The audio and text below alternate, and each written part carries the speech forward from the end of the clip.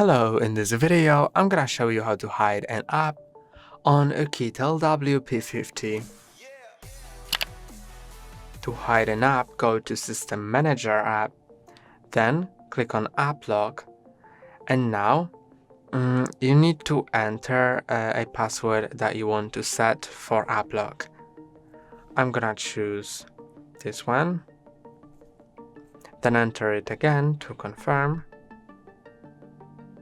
And now you can choose which apps will require a password before use.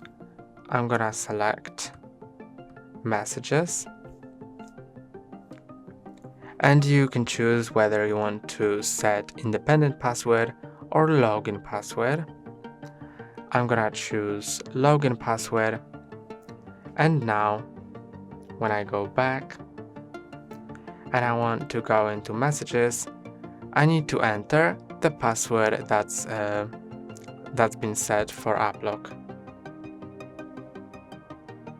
That's all for today. Don't forget to like and subscribe. See you next time.